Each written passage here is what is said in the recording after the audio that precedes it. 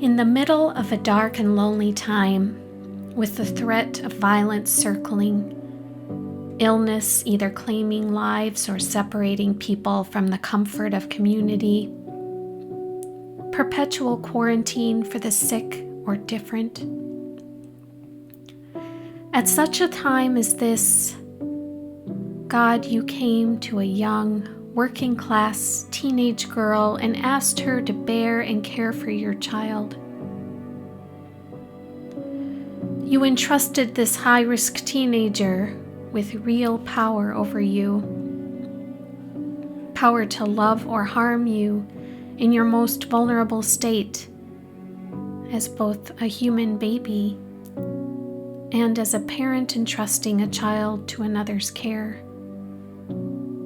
Because even in her youth, you saw the strength of her love and character,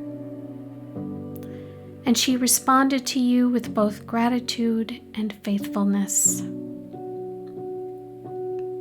You remind us that you're not only the author of life and love, your spirit is the life and love that pulses through, between, and among us, coursing through this life into beyond. When we love who and what you love, we're part of your kingdom. When our love is smothered by the cares of this world, we're lost. For we will encounter your blinding love without worldly filters, and there is no hiding behind beliefs, no arguing out of accountability. Our life depends upon how our loving affects our living. Our ability to channel you, to be love incarnate in a suffering world.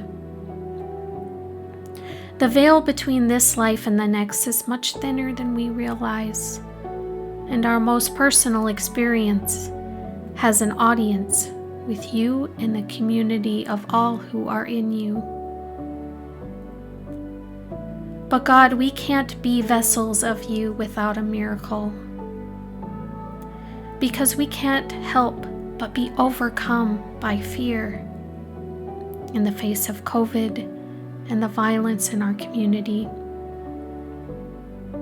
We can't help but feel rage against opportunistic people who capitalize on fear to claim power. We're tired of loneliness, sadness, and loss. We feel powerless in the face of these feelings. We want safety and security before we feel grateful. We want the anticipation of gathering with family and friends and familiar comforts before we will acknowledge your power. We mourn because there seems to be no Christmas, only an endless Advent. God, reach into our heavy cloud, we beg of you, and surprise us with a smile. Remind us how it feels to laugh, to feel encircling arms around us. Let us feel the very things we are deprived of as we refuse to accept despair as an option. Help us to keep loving even when we don't feel loved. For you are a light in the darkness, and the darkness has not overcome you. In the midst of our sorrow at First Covenant and our struggles, we thank you for bringing us babies.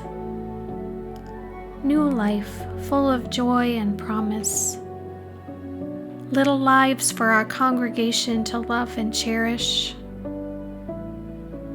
Thank you for the young in our congregation that save us from ourselves, that keep us clinging to hope in new life.